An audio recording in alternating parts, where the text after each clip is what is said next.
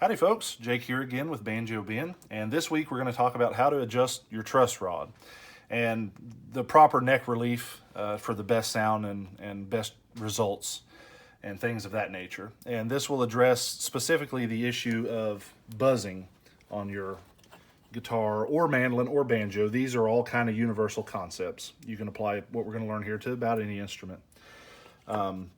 And it's also going to be a follow-up to a tech tip I did a few weeks ago where I talked about the string slots, specifically at the nut and at the bridge. Like if it's a banjo or mandolin more so than a guitar. Guitar typically doesn't have as many issues at the bridge or the saddle with buzzing. It can happen, but it's just not as common. So we were talking about slot buzzes and what that was all about. So refer to that video for a more complete understanding of how all of this stuff works. But I bring that up to say this, and this is one of the issues we're going to address here. In that video, I said that if it's buzzing really bad open and you fret it and it continues to buzz really bad anywhere you fret it, then that's probably more an issue at this end of the instrument because it eliminates the nut. That's the context I was talking about. I did get some comments, and that's why I'm following up with this video, where they said, well, it doesn't buzz open anywhere, but when I fret it in a certain place, it buzzes. That's a separate issue. That last video wasn't meant to address that. And these things can be pretty multifaceted anyway. It's kind of like, and I get this question a lot. Someone will call me and say, hey, my guitar's buzzing. What do I do? That's kind of like calling a doctor up and say, my leg hurts. What's wrong? There's just a lot you have to look at. It's a game of angles, really. You want any fretted note, there's got to be enough string pitch, which means the distance from the bridge or saddle piece to the fretted note. There's got to be enough pitch for it to clear the next fret. And if that doesn't happen, that's when you get fret buzzing. Now, like I said, the saddle and nut buzzing can be a different issue, which we've already addressed. So now that we're on a level playing field there, let me show you what's going on with this one. This is one I was just getting ready to set up. And this is a very common issue with guitars of this type. They typically crank those truss rods down way further than they need to be. And so, like those comments I was getting in the last video, you're not really having any buzzing in the open positions to speak of, but when you fret it, you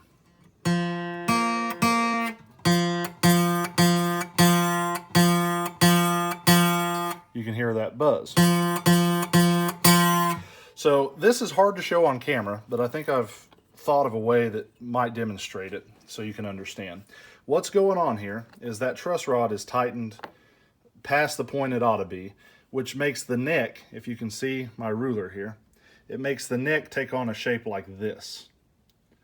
We call that a back bow, where it's bowed over opposite of what it needs to be. It's actually more like it's coming up in an angle.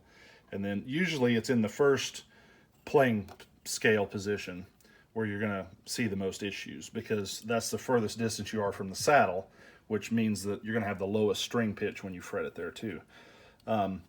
So that's what's happening. When a truss rod's tied too far, this is an exaggerated thing. But what you want to do is just sight down the neck. Like if this was my neck, if I turn and look down it this way, and you should see if it's bowed like this, or if it's got a little relief in it like this. Obviously, this is exaggerated. You don't want near that much or near this much. I'm just trying to explain to you how this works. So what's happening here is we have too much of this. And we want to back that truss rod off where we have a little bit more of this, probably somewhere more in the lines of, just very subtle. So how we do that, on different instruments, there's different ways to do this. We're talking about a guitar which has a two-way truss rod, which means I can tighten it one way, and then I can reverse tighten it the other way to actually put the proper bow in it. The way some truss rods work, especially on certain mandolins and banjos, is they only go one way. You can tighten it to straighten the neck, but if you loosen it, you simply are relying on the strings to pull the neck to put that natural relief in there. So, consider that. And also that brings up a good point. We want our strings to be tuned up to tension when we test this.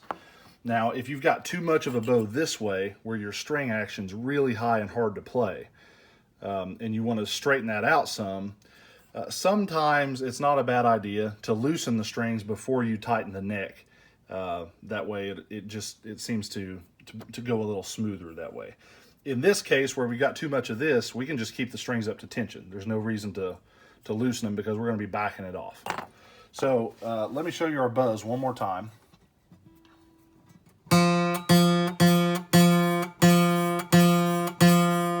Hear that? It sounds like the string slapping against metal. Which it is, because basically what's happening is when I'm fretting here, the note is vibrating, the string is vibrating against the next fret. So while the string vibrates, it's just rattling against that next fret. And so obviously by creating the clearance we need, that's going to fix it. So most guitars would take either a 4mm Allen wrench, which comes with most guitars, or a hex key, I should say is the proper term for it. Or it would take a 5mm, depending on the type of guitar you got. Some banjos and mandolins, however, would take a kind of a different, like this is one of my banjo adjusting wrenches, which you can see it's got a more of a female socket on there that would go down over the nut and loosen it that way. So on this particular guitar, the access point is in here. On some of them, it's at the headstock under a cover plate, especially mandolins and banjos. Even some guitars will have an access to the truss rod under the cover plate on the headstock. On most Martin type guitars, you're going to find it right down here. Yeah, go ahead and get a shot of where that is so they can see.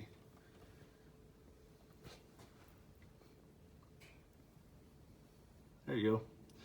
It's just that little silver shiny piece, that nut there in the brace under the fretboard. So we just simply slip this on there. I don't know if I can do it here. Yeah, you can move on back now that they know where to access it. All right, so now once we're in, I'll spread the strings apart so I don't damage those. And then I'm gonna go, it's lefty-loosey, righty-tighty. So when I tighten it or go clockwise, it's going to bend the neck back this way. If I loosen it or go counterclockwise, it's gonna give us the result we need here. So that's what I'm doing, going counterclockwise. Boy, that was tight. See, I don't like that. That chokes the sound out too. So I'm gonna go, this one was bowed over pretty bad when I looked at it. Typically, you're just gonna wanna go maybe a quarter turn at a time and check your progress. But I know this one's gonna need just a bit more than that because I've already looked at it. There we go. It's starting to loosen up. Goodness. And then this is always harder to do on camera because I'm trying to stay out of the way where you all can see. I can't stand where I normally would. So just bear with me. There we go. That's feeling about where I would be happy with it. So we get down there like that. Now I can note this fret. And it's clear. Well, that was my palm hit at that time.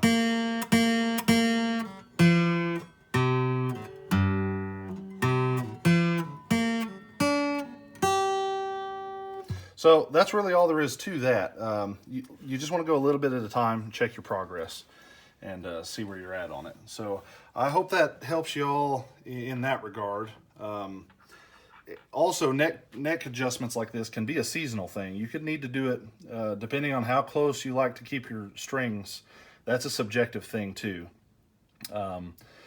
Depending on how close you need to keep your strings to the fretboard, as it dries out or as the moisture increases, that can change it just enough where you can get some buzz and need to do a little adjustment. Now on this particular guitar, I've got the neck relief about where I want it now, but the string action's too high at this point, which is what they were trying to do from the factory.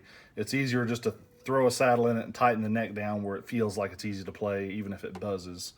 On this one, since I've done that adjustment, I'm going to need to take the saddle down just a little bit, which is something I've already talked about in another video. So I think we're starting to get most of these bases covered. If you watch all of them, you can maybe dial in what's going on with yours and get it figured out. Now, to be even more thorough, another thing that it could be, which isn't the case with this because I've already checked it, you can check these things with a straight edge and see how level the frets are. And you can also do the old clearance check where you fret it and then, you know, you can fret here and here and then tap in the middle and make sure you have enough clearance. There's all kinds of things you can do. Basically, I just go off of feel and measurements. We sell these gauges here where you can measure the string height if you want. So those come in pretty handy. I use those as an objective reference point pretty often. I don't know if you can see that there. Basically, there you go. They've got the those lines on the bottom. They just rest right across the frets, and wherever the bottom of the string comes to, that's how high your string action is in thousandths. And so there's gadgets and stuff like that. We sell these. So anyway, if it is a high fret, that's a separate issue. You need to either dress the fret down, and I'd recommend someone who knows what they're doing to do that. Or sometimes they can just be driven back down. It's, you know, that the fret wasn't seated properly. But then you're getting into kind of an area where if you're not really comfortable doing those things yourself, I'd recommend just having it looked at, because stuff like that typically isn't terribly expensive to do. So anyway, I'm sure I've missed 150 things like I always do that probably need to be said, but I just do these off the top of my head, and I do the best I can. So I hope you all enjoyed it, and we appreciate you for watching, and we'll catch you next time. Thanks a bunch.